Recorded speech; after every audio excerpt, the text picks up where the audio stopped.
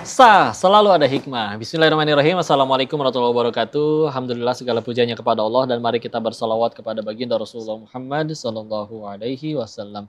Balik lagi di acara penuh hikmah kali ini tokoh inspiratif mengingat bahwa di ibu kota saja masih ada orang-orang yang nggak bisa mengenyam pendidikan. Wabil khusus yang di teman-teman kita yang di kolong jembatan ya. Ini lokasinya tepatnya di Cilincing. Kolong jembatan Cilincing pesisir Jakarta Utara. Tapi berkat Bunda ini, Bunda Desi Purwatuning, bisa jadi wasilah mereka belajar di rumah belajar Merah Putih.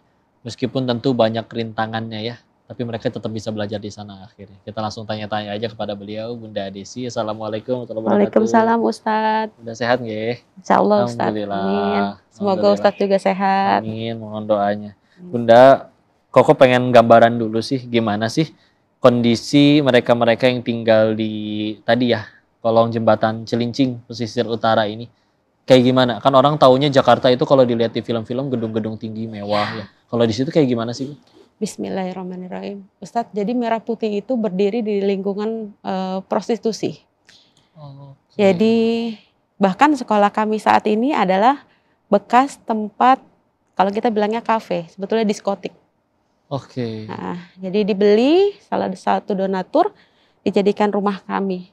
Setelah 16 kali kami pindah, kami udah usianya 19 tahun Ustadz. Wow, gitu. Masya Allah. Jadi di sana bukan lingkungan yang baik Ustadz. Kriminalisasi itu besar. Anak-anak bisa melihat yang seharusnya tidak boleh dilihat. Seperti misal? Melakukan, maaf Ustadz, melakukan hubungan suami istri. Ya Allah. Itu tidak boleh. Melihat orang mabuk, tawuran. Yang negatif-negatif Ustadz. Bahkan ini sekolahan kami sebelah sana itu tempat kopi pangku Ustadz. Oh iya, kalau tahu istilahnya. Jadi seperti itu. Dan diskoteknya pun ada. Jadi anak-anak kami melihat itu secara langsung. Pemerintah gimana? Emang dibiarkan ada atau emang belum keurus? Karena dibilang Merah Putih berdiri di tempat yang memang tidak seharusnya berdiri Ustadz. Oke. Tapi menurut saya setiap anak berhak mendapat pendidikan. Mereka sendiri nggak mau hidup seperti yang mereka lihat orang-orang. Iya, nggak mau Ustadz. Jadi anak-anak kami banyak yang memang belum punya akte kelahiran. Ada yang punya akte kelahiran tapi orang tuanya tidak mau menyekolahkan mereka. Di sana Ustadz, bully, pemerkosaan, pelecehan itu banyak Ustadz. Tapi kami punya rasa seorang ibu, rasa manusia yang ingin anak-anak ini bisa seperti anak-anak yang lain Ustadz. Karena anak-anak ini kalau keluar daerahnya, mereka akan dibilang, oh ini anak kojem.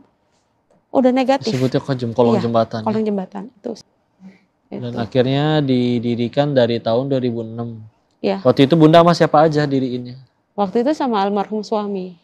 Jadi beliau sangat support banget sama saya. Ketika waktu berdiri Ustadz itu nggak gampang Ustadz, nggak kayak balikin tangan. Saya mendirikan itu saya diancam dibunuh. Oleh siapa? Oleh preman situ. Kan nggak ganggu mereka secara langsung kan? Sebetulnya. Benar, tidak mengganggu Ustadz, tapi menjadikan anak-anak ini cerdas itu nggak mau. Oke. Karena kan jadi lapangan usaha mereka Ustadz. Iya. Itu. Iya, piciknya di situ. Iya, di situ Ustadz. Dan kami pindah seperti itu. Pindah itu dari apa? Ngontrak kah atau? Ngontrak Ustadz. Ngontrak ya? Ngontrak. Pakai dana pribadi ngontrak? Iya, ngontrak pakai dana pribadi. Yang sekarang masih ngontrak atau sudah? Sekarang udah punya, tapi ya kami memang lagi ada kesulitan dana untuk pembayaran gaji guru-guru. Ada berapa guru sekarang? 11. Jadi kami tuh setiap bulan itu 8-10 juta Ustadz. Untuk itu semua? Iya, karena kami juga memberikan makan untuk anak-anak gitu. Bahkan kami nggak punya air bersih Ustadz. Kami harus gali sumur untuk punya air. Seperti Ibu itu. kota loh ini ya, yang orang taunya. Ya, seperti itu Ustadz. Terus pernah sampai ketika waktu ngajar dilempar alat kontrasepsi bekas? Iya, waktu itu dikontrakan. Jadi sebelah kami pekerja malam, atapnya itu tidak sampai atas, berisik. Nggak ketutup ya? Iya, dilemparlah sama alat kontrasepsi. Mereka iseng apa sengaja apa nggak Sengaja, tahu? sengaja, Ya Allah. sengaja. Dan kami udah makanan sehari-hari, Ustadz. Kami lagi belajar di kolong, mereka mabok, mereka begitu. Itu udah biasa kami, Ustadz. Apa yang membuat masih bertahan di situ bela-belain dampingin mereka? Amanah suami, Ustadz. Sebelum meninggal, ya mungkin minggu-minggu inilah seperti ini. Sebelum meninggal, 1 minggu sebelum meninggal, dia bilang gini, kebetulan saya juga sakit. Saya sakit kanker juga. Sekarang penyakit saya udah banyak, Ustadz. Dia bilang gini, Adek, kamu nanti umurmu jauh lebih panjang daripada saya.